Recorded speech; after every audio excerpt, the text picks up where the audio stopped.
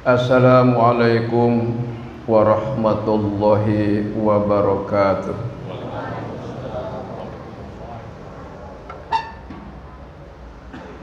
Allahu Akbar, Allahu Akbar. Allahu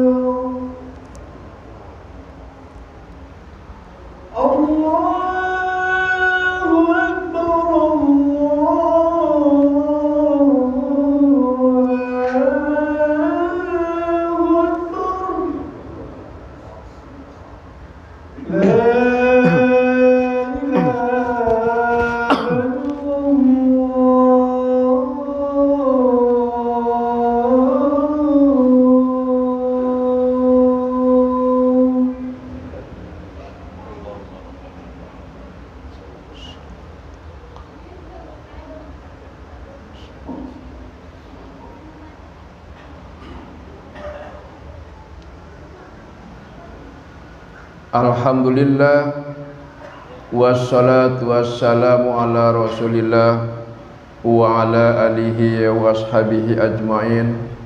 Masyaallahu kan wa ma lam yasha' lam yakun wa la haula wa la quwwata illa billah.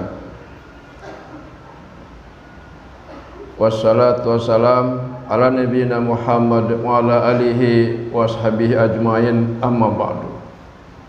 Qala Allahu ta'ala a'udzu billahi minasy syaithanir rajim. Bismillahirrahmanirrahim. Ya ayyuhalladzina amanu taqullaha haqqa tuqatih wa la tamutunna illa wa antum muslimun. يا أيها الناس اتقوا ربكم الذي خلقكم من نفس واحدة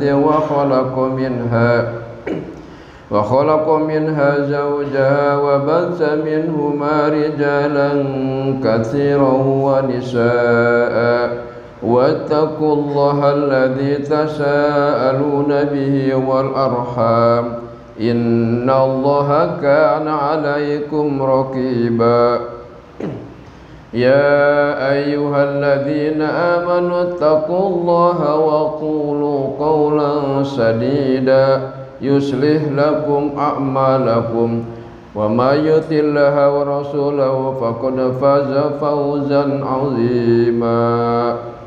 Sadaqallahu. Hadirin jamaah yang Allah muliakan, segala puji hanya milik Allah. Salawat serta salam senantiasa Allah limpahkan kepada Nabi kita Muhammad sallallahu alaihi wasallam beserta keluarganya, para sahabatnya, dan kepada pengikutnya yang setia yang selalu mengikuti sunnah dan jejaknya sampai hari kemudian. Hadirin Allah muliakan, pada kesempatan Jumat ini saya selaku khatib berwasiat, usikum wa nafsi bi taqwallah wa ta'atihi la'allakum turhamun. Pada kesempatan ini, di bulan ini kita sudah memasuki bulan Dzulhijjah, bulan yang di dalamnya penuh dengan berbagai macam limpahan Allah Subhanahu wa taala, dan termasuk di dalamnya dilarang kita melakukan perbuatan dosa atau mungkar yang sangat besar.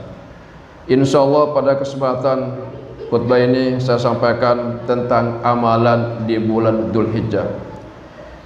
Bulan Dzulhijjah merupakan salah satu bulan yang dimuliakan Allah Subhanahu wa taala dan masuk Ashhurul Haram, yaitu ada 4 bulan yang diharamkan Allah Subhanahu wa taala untuk melakukan kegiatan-kegiatan merusak, membunuh dan sebagainya. Allah Subhanahu wa taala berfirman di dalam Al-Qur'an, A'udzu billahi minasyaitonir rajim. Inna iddatasy syuhuri indallahi isna asyara syahran fi kitabillah yauma khalaqas samawati wal arda minha arba'atun hurum dzalika dinul qayyim fala tazlimuna fihinna anfusakum wa qatilul musyrikina kaffah kama yuqatalunakum kaffah wa'lamu annallaha ma'al muttaqin. Artinya, sesungguhnya bilangan bulan pada sisi Allah ialah 12 bulan dalam ketetapan Allah di waktu Dia menciptakan langit dan bumi. Di antaranya ada 4 bulan haram, itulah ketetapan agama yang lurus. Maka janganlah kalian menganiaya diri kalian di dalam bulan 4 itu, dan perangilah orang-orang musyrikin semuanya sebagaimana mereka pun memerangi kalian semuanya, dan ketahuilah bahwa Allah beserta orang-orang yang bertakwa. At-Taubah ayat ke-36. Hadirin sekalian, para ulama tafsir merespon ayat ini adalah bulan Dzulhijjah di antaranya, yakni dalam bulan-bulan haram itu dilarang kita berbuat aniaya terhadap diri kita maupun kepada orang lain. Karena dalam bulan-bulan haram itu sanksi berbuat dosa jauh lebih berat daripada hari-hari yang lain. Sebagaimana perbuatan maksiat yang dilakukan dalam kota suci Mekah berlipat ganda dosanya. Ibnu Qatadah mengatakan, melakukan perbuatan aniaya dalam bulan haram itu maka dosa dan sanksinya lebih jauh daripada melakukan perbuatan di bulan-bulan yang lain. Sekalipun pada prinsipnya perbuatan aniaya itu kapan saja dilakukan dan di mana saja, tetapi Allah lebih memperbesar urusannya sesuai dengan apa yang dikehendakinya. Rasulullah SAW bersabda, yang artinya, ingatlah sesungguhnya zaman telah berputar seperti keadaannya sejak hari Allah menciptakan langit dan bumi. 1 tahun terdiri atas 12 bulan. 4 bulan di antaranya adalah bulan-bulan yang suci atau bulan yang diharamkan untuk melakukan kegiatan dosa. Di antaranya berturut-turut yaitu Dzulqa'dah, Dzulhijjah, Muharram. Dan yang lainnya adalah Rajab yang terletak di antara bulan Jumadil Akhir dan Sya'ban. Hadis riwayat Bukhari. Hadirin Allah muliakan, marilah kita memperhatikan, karena kita berada pada bulan yang mulia ini, maka marilah kita bisa untuk melakukan amalan-amalan yang akan Allah lipat gandakan. Berikut kami sampaikan ada 6 amalan bulan Dzulhijjah yang perlu diamalkan oleh kita muslim. Satu adalah memperbanyak zikir.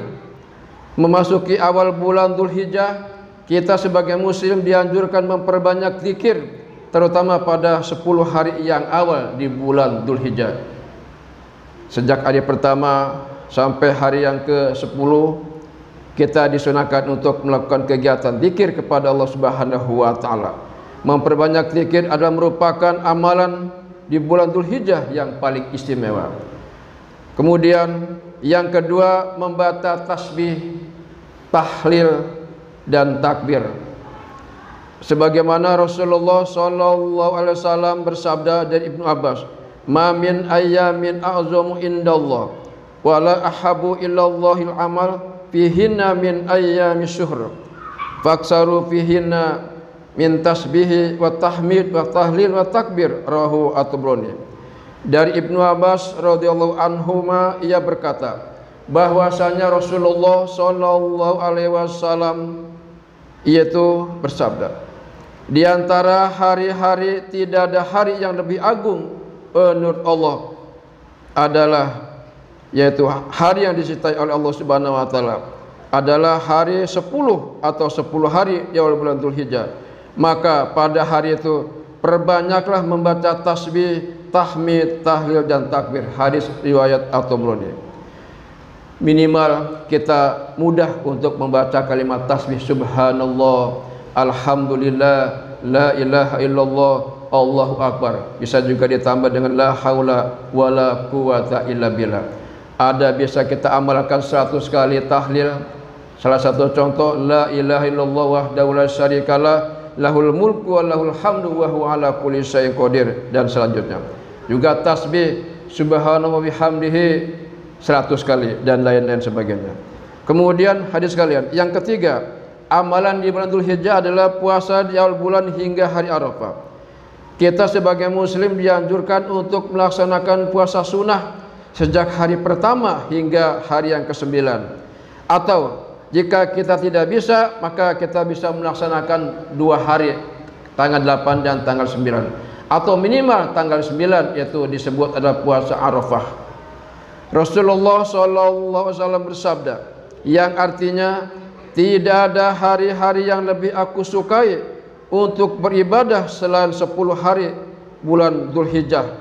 1 hari berpuasa di dalamnya serta setara dengan setahun berpuasa. 1 malam mendirikan sholat malam setara dengan sholat malam Lailatul Qadar. Kemudian para ulama menerangkan, maksud puasa adalah puasa di awal Dzulhijjah, yakni puasa pada hari yang ke-8 atau hari yang ke-9 disebut puasa Yaumul Arafah, pada hari Arafah. Minimal kita bisa melaksanakan, kalau kita belum bisa melaksanakan tanggal 1 sampai tanggal 9, minimal 2 atau 1 hari, yaitu minimal sekali ada disebut puasa Arafah. Ketika wukuf di Arafah jemaah haji, kita disunahkan yang tidak berangkat haji untuk melaksanakan puasa sunnah Arafah tadi. Kemudian yang keempat, amalan di bulan Dzulhijjah adalah melaksanakan ibadah haji.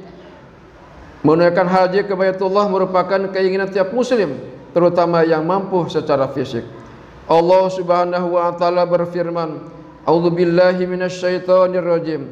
Al-hajju ashhurum ma'lumat, faman farada fihinal hajja fala rafasa wala fusuqa wala jidala fil hajj. Wa ma taf'alu min khairin ya'lamhu Allah wa tajawadu fa inna khairaz zadi taqwa wa takuniya ulil albab." Artinya, haji adalah merupakan bulan yang dimaklumi. Barang siapa yang menetapkan niatnya bulan itu, maka mengerjakan haji. Maka tidak boleh melakukan ibadah perbuatan rafas, berbuat fasik dan berbantah-bantahan di dalam masa mengerjakan ibadah haji. Dan apa yang kamu kerjakan kebaikan, niscaya Allah akan mengetahui siapakah orang-orang yang ulul albab. Kemudian Rasulullah SAW juga menjelaskan yaitu amalan-amalan yang lain. Dari Abu Hurairah radhiyallahu anhu ditanyakan kepada Nabi sallallahu alaihi wasallam, amal apakah yang paling utama? Beliau menjawab, iman kepada Allah dan Rasulnya. Kemudian ditanya lagi, apa lagi? Kemudian menjawab, jihad fisabilillah. Kemudian ditanya lagi, kemudian apa? Beliau menjawab, haji yang mabrur. Hadis riwayat Bukhari dalam kitab Fathul Bari. Kita sudah sama-sama maklumi, ibadah haji adalah merupakan rukun Islam yang kelima. Barang siapa yang mempunyai harta, bisa mampu untuk melaksanakannya baik fisik maupun harta, maka kita diwajibkan untuk melaksanakan ibadah haji. Kemudian yang kelima, amalan di bulan Dzulhijjah adalah sholat Idul Adha. Imam Bukhari menyebutkan dalam kitab sahihnya dari Ibnu Abbas bahwa hari-hari yang ditentukan ada 10 hari Dzulhijjah. Dalam hadis sahih disebutkan yang artinya dari Jabir bin Abdullah, Rasulullah bersabda, hari yang paling utama di dunia adalah hari 10, yaitu disebut Dzulhijjah. Hadirin sekalian, kemudian kapan kita melaksanakan ibadah haji? Ibadah haji adalah sentralnya di Mekah Al-Mukarramah, bukan di berbagai negara, bukan di negara kita, bukan di bagian-bagian negara yang lain, tetapi adalah ketentuannya di kota Mekah Al-Mukarramah. Apabila sudah ada berita di sana tentang ibadah haji dari mulai tanggal 1 Dzulhijjah sampai yang terakhir, maka keputusannya ada di Ummul Qura, yaitu Mekah Al-Mukarramah, bukan di negara masing-masing. Kalau kita melaksanakan sesuai negara masing-masing, maka akan terpecah belah kegiatan-kegiatan umat Islam. Kalau kita sudah mengetahui kapan itu ibadah haji, disitulah kita beramal, termasuk puasa Arafah. Insya Allah sudah diumumkan di Mekah, yaitu bahwa Arafah jatuh pada hari Jumat. Kemudian kita disunahkan untuk melaksanakan puasa Arafah. Kemudian yang terakhir yaitu melaksanakan ibadah kurban. Ibadah kurban adalah amalan utama yang lainnya yang perlu dilakukan bagi tiap-tiap muslim atau mukmin. Berkurban dengan menyembelih hewan ternak selepas sholat Idul Adha. Rasulullah sallallahu alaihi wasallam bersabda yang artinya dari Al-Barra radhiyallahu anhu, dia berkata, Nabi sallallahu alaihi wasallam bersabda, sesungguhnya yang pertama kali dilakukan pada hari ini, maksud Idul Adha, adalah mengerjakan sholat, kemudian pulang dan menyembelih binatang kurban. Barang siapa yang melakukan itu, maka dia telah bertindak sesuai dengan sunnah kita. Dan barang siapa yang menyembelih binatang kurban sebelum sholat Id, maka sembelihan itu hanya berupa daging yang ia berikan kepada keluarganya, tidak ada hubungannya dengan ibadah kurban sedikit pun. Lalu Abu Burdah bin Niyar berdiri seraya berkata, sesungguhnya aku masih memiliki jadah, maksudnya ada anak kambing yang berusia 2 tahun. Maka beliau bersabda, sembelihlah, namun hal itu tidak untuk orang yang lain, adalah seperti setelah kamu.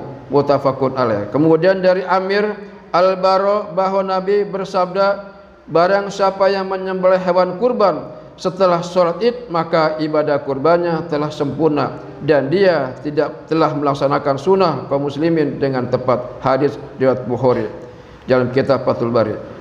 Hadirin sekalian yang Allah muliakan, inilah beberapa amalan di bulan Dzulhijjah, ada 6 yang saya sampaikan dalam khutbah ini. Dan marilah kita untuk berusaha melaksanakan amalan-amalan di bulan Dzulhijjah ini. Minimal kita yang tidak berangkat ibadah haji adalah tadi melaksanakan puasa sunnah. Insya Allah pahalanya besar di sisi Allah Subhanahu wa Ta'ala. Kemudian berzikir, bertahlil, tahmid, takbir dan sebagainya. Kemudian pada menjelang Idul Adha kita disunahkan pula untuk melaksanakan kurban. Barang siapa, kata Rasulullah, barang siapa yang mampu berkurban, dia tidak melaksanakan kurban, maka janganlah dia dekat-dekat dengan tempat sholatku, kata Rasulullah sallallahu alaihi wasallam. Barakallahu li wa lakum.